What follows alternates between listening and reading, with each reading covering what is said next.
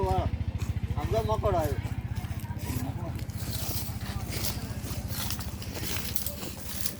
આ બધું બધાને ઉતારજો.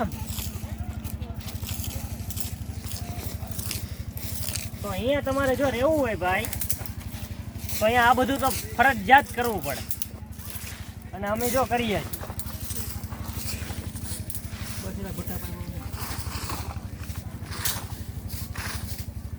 જો દોસ્તો આ છે રુદ્રાક્ષ. આમાંથી રુદ્રાક્ષના મોતી નીકળે છે. જે માળા પહેરે છે રુદ્રાક્ષની એ આમાંથી નીકળે છે. આ રુદ્રાક્ષનું ઝાડ છે અને એની નીચે આપણે ટેકાવી છે. આ અમે બધા છે.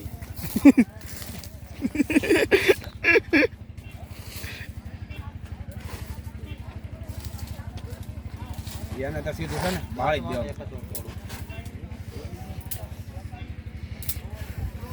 એવું તો ખાલી રુદ્રાક્ષ મારી એક તોડવો એને થોડોક હુકવવો પડે. શું કરો છો ભાઈ તમે બધાય? રુદ્રાક્ષ કાઢી છે લે. રુદ્રાક્ષ પછી ગજ્જે હાઈટ પડી જાય ભાઈ દેખાય કદી છે.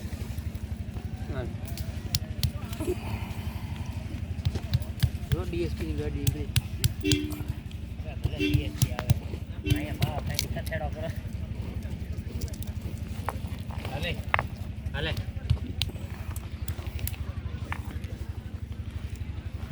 મોટા રુદ્રાક્ષ છે ભાઈ. આમાં ઝીણા નથી. આને થોડાક હુકવીને ગોતવા પડે. હે આ મોટા રુદ્રાક્ષ છે પણ આને છે ને થોડાક હુકવીને આવી રીતના છે ને કાચા હોય ને અંદરથી એટલે તૂટી જાય. હા ફૂકવા પડે જા થોડાક હુકવવા પડે. ધોઈ નાખે ને વ્યવસ્થિત સાફ થઈ જાય મસ્ત. આ શું કરવાનું ફેંકી દીધે? મહેનત ભાઈ કહો. ભાંગી જાય છે હા એ રુદ્રાક્ષ છે પૂરા આખો. કાનમાં આમને આમ રહેવા દેવા પડે હો. મેં ગઈ વખતે લઈ ગયો તો ઘરે હુકાવ્યા હતા, હુકવીને આરામથી નીકળી ગયા. એટલે ઉપરથી માથા મોઢમ લાગ એ ઉપરથી મકોડા પડશે હવે બહુ ઝાડવું ન હલાવતા. ભાઈ તો તમારું થઈ ગયું છે. સાફ કરવાનું છે અહીંયા પેલી એનું સાફ તો થઈ ગયું. તો હવે આપણે લાકડા તોડવા જાવી. હવે આપણે લાટ બધા લાકડા ભેગા કરવાના છે ને આખી રાત ભઠ્ઠો ચાલુ રાખવો પડશે નહીં તો સવારે શરદી થઈ જાય. હાડકા તૂટી જાય એવી ઠંડી પડશે રાતે.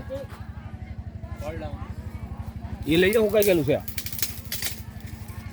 સાંજે તમે એને બટકા કરી એ નહીં